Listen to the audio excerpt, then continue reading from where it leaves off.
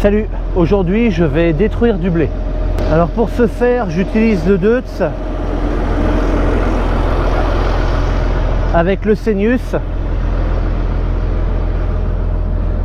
Donc il fait 4 mètres, il est repliable. Et dessus on retrouve donc 3 rangées de dents, une rangée de disques et un double rouleau.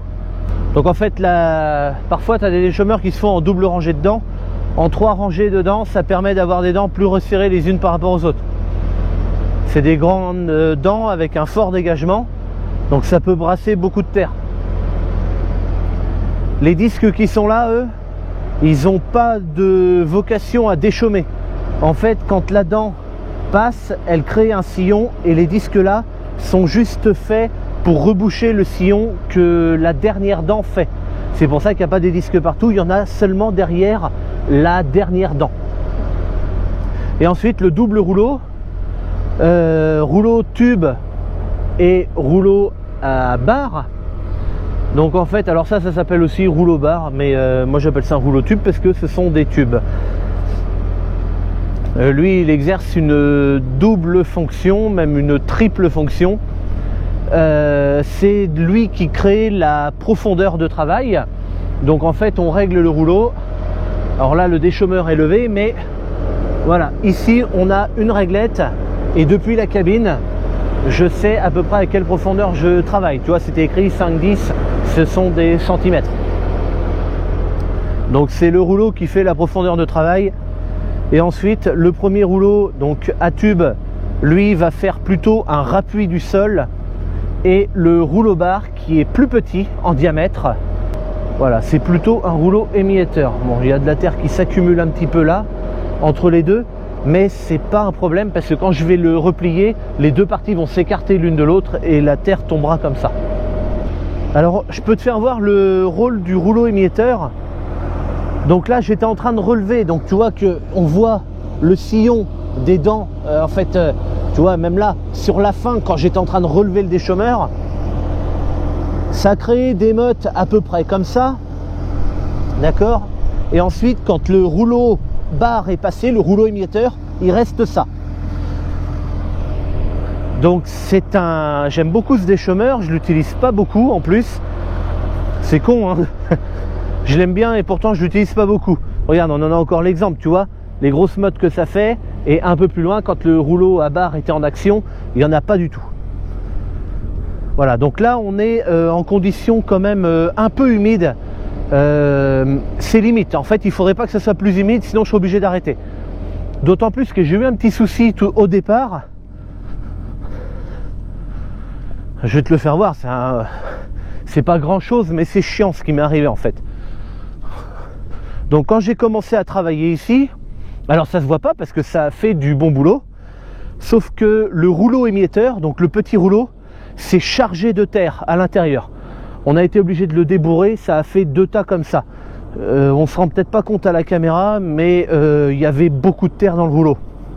En fait il était plein quoi. Et le déchômeur est tellement lourd, ceux qui connaissent l'Amazon Senius savent que c'est un déchômeur qui est très lourd. En principe il est plus lourd que la concurrence et quand le rouleau émietteur il y a de la terre dedans, et c'est le tracteur qui se lève et voilà, ça rajoute beaucoup de poids, puis en plus loin du tracteur quoi. Donc là si tu veux savoir, tu vois les pneus ils boudinent un peu, hein. J'ai été obligé de les gonfler à 1,5 kg. À l'avant 1,5 kg aussi, et la masse devant pèse 1,7 tonne. 1,7 tonne, hein. Et donc je détruis le blé. Voilà le champ.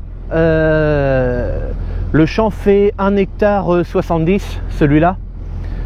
Et en fait le blé est raté. Alors je sais pas si on s'en rend compte aussi, mais si je te fais voir par terre par exemple, alors il y a quelques graines qui ont levé, mais on a un manque de population qui est extrême. Là il n'y a pas 300 grains au mètre carré quoi, hein. Tu vois ce que je veux dire? Donc ça je l'ai vu dès la levée du blé, hein. C'est l'excédo qui est en cause dans cette parcelle. Alors j'ai 2 parcelles à détruire pour environ 3 hectares et puis 1,70 hectare ici. J'ai de la chance sur les 75 ou 16 hectares de blé. c'est ces 2 parcelles là que j'ai à détruire et j'en ai pas d'autres. Alors je dis pas que tout est beau hein, et que tout est parfait, mais celle-ci c'était vraiment raté quoi, on va dire.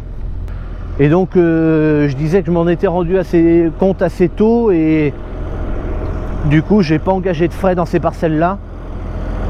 Aucun désherbage, pas d'apport d'engrais, rien quoi, c'est normal. Je savais que j'allais le détruire de toute façon. Donc tu vois, je disais que les conditions sont limites au niveau humidité et pourtant la terre colle pas aux pneus, tu vois, ni devant ni derrière. Voilà, on a eu, il a plu 20 mm hier, enfin dans la nuit d'avant-hier à hier quoi, hier matin. Et cette nuit on a eu 2 mm. Et là on est l'après-midi et tu vois je peux travailler quand même. Ça c'est une particularité des sols chez nous, même s'il pleut, c'est plutôt portant et les terres sont plutôt saines. Donc quand on a un rabois d'eau en principe on peut retourner dans les champs peu de temps après. Tu vois, le travail se fait plutôt bien. Il y a un peu de terre qui remonte de temps en temps, mais bon, ça c'est pas un problème, parce qu'elle retombe aussitôt, donc ça va.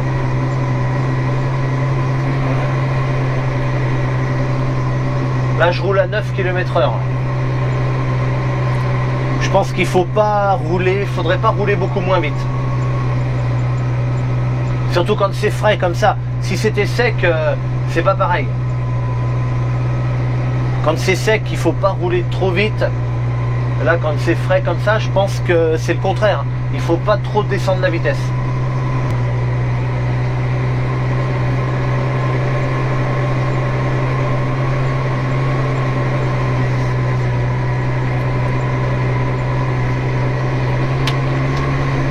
Donc pour lever le déchômeur, hop, un coup à gauche. Ça lève. Marche arrière.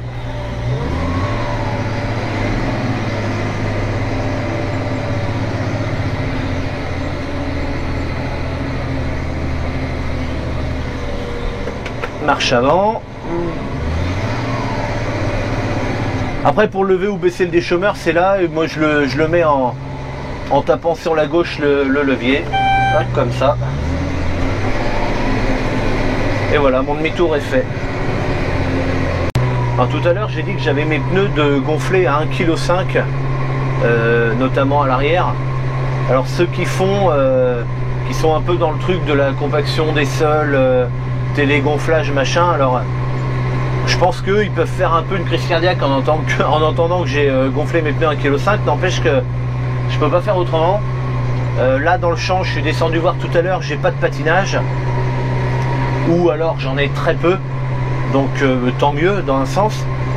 Et de toute façon, si je gonfle pas mes pneus à cette pression là, je pourrais pas prendre la route de toute façon, parce que je suis à l'arrière en jante de 42 pouces et quand on est avec des jantes de 42 pouces, on peut pas dégonfler les pneus autant que quand on est en jante de 38 de toute façon. Et puis en plus moi mes pneus ils sont pas adaptés au dégonflage important comme ça là.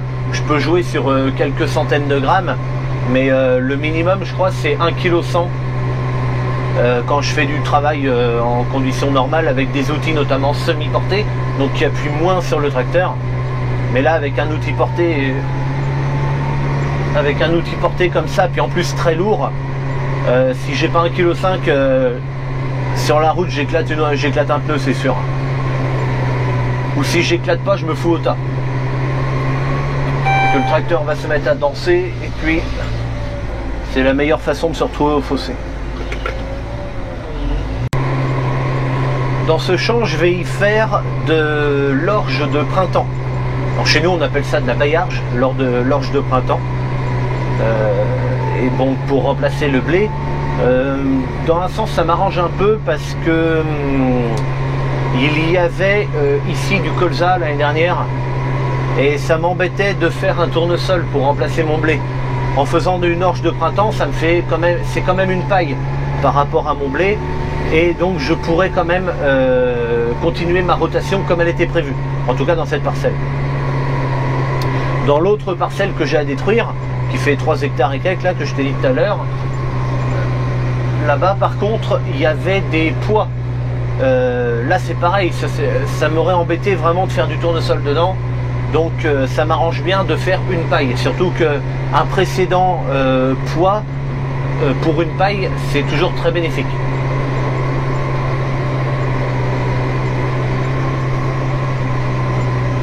Donc là, l'orge de printemps, aujourd'hui on est le 19 février. Donc je suis pas en retard hein, pour semer l'orge. J'ai jusqu'au 10 mars pour la semer. Mais je peux semer maintenant, c'est bon aussi quoi. Donc j'ai toute une plage pour le faire. Alors attends, faut que je tourne dans l'autre sens maintenant parce que le champ arrive à la fin. Si je déchaume maintenant, c'est que la météo n'a pas annoncé de pluie ou alors extrêmement peu, quelques gouttes par-ci par-là pour plusieurs jours. Et ça m'aurait bien arrangé, si tu veux, de pouvoir déchaumer là, que ça sèche genre 2 jours et que je sème comme ça dessus. S'il pleut pas là pendant 2 jours, après-demain, ou là aujourd'hui on est mercredi, jeudi, vendredi, allez, vendredi ou samedi je peux semer et là ce serait impeccable quoi, ça ferait vraiment du bon boulot. Mais bon après, comme toujours avec la météo, ce sont que des suppositions et donc bon ben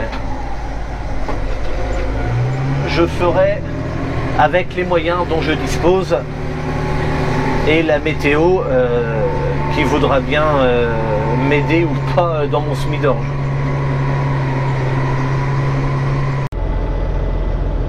Un petit truc en plus sur les déchaumeurs, il est équipé de, alors on appelle ça une sécurité non-stop. Non-stop pourquoi? C'est parce que la dent, alors il y a quand même ici un boulon de sécurité, c'est-à-dire que s'il y a vraiment un obstacle, c'est ce boulon qui pète et la dent tourne et vient s'effacer quoi. Mais ça c'est vraiment s'il y a un plus gros problème, parce que en fait avec ces gros ressorts là qu'il y a là, alors il y a le même dessous là, il y en a 2. Ça c'est un patin amortisseur et donc la dent est collée contre cette plaque. On voit bien les 2 ressorts qui sont pris là. Et donc en fait, à chaque fois qu'il y a des obstacles, un caillou, un machin, la dent vient s'effacer légèrement. Donc là, ben, ça se décolle et le ressort vient remettre la dent. Ben, ça c'est impeccable parce que ça évite de péter les boulons toutes les 5 minutes, surtout quand c'est des terres à cailloux. Et puis la deuxième particularité, c'est que comme les dents bougent pas mal, on appelle ça de la dent vibrante. C'est-à-dire que quand la dent avance, on s'en rend pas compte comme ça, mais elle vibre tout le temps. Et alors peut-être pas aujourd'hui dans les conditions un peu trop humides, mais en conditions normales d'utilisation, la dent vibrante fissure également le sol sur les côtés. C'est pour ça qu'il n'y a pas une dent tous les 2 cm et les dents, 2 dents peuvent être séparées, enfin espacées en tout cas de plusieurs centimètres, puisque la vibration va casser d'un côté et l'autre dent va venir casser de l'autre côté. Et en fait, toute la terre sera, comment ça s'appelle, mélangée en fait. Bon allez, j'ai quasiment terminé le champ, il me reste ma chinte à faire. La chinte, c'est le bout du champ et un équesson. La différence entre les chintes et les équessons, c'est que les chintes, c'est les bouts de champ, donc là et la même chose là-bas. Un équesson, c'est un côté de champ, pas un bout, un côté, mais un côté qui n'est pas droit. C'est-à-dire que là, moi j'ai suivi ma haie là qui est droite, j'ai avancé et en fait ici, cette haie là par rapport à l'autre, elle n'est pas parallèle, elle fait un peu un virage comme ça. Donc là, je vais faire ma chinte de reculons parce que le champ n'est pas grand. Je vais faire quelques passages comme ça. Et ensuite, ben, je ferai mon passage le long de la haie. 2-3 passages aussi de reculons là-bas. Je replie, puis je m'en vais.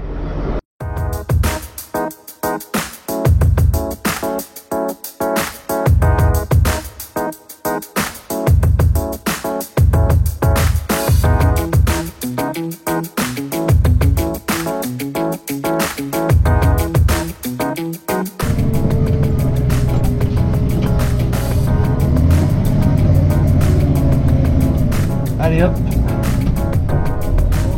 Merde, je me suis pas mis comme il fallait. Ah, c'est que ça fait un virage ici un petit peu.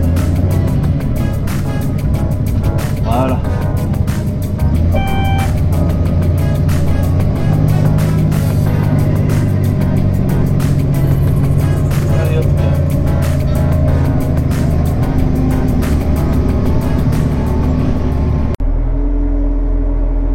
ben voilà, la parcelle est terminée. Je replie mon outil. Et puis je vais dans l'autre champ. En attendant, moi je te dis à bientôt pour une prochaine. Allez, salut!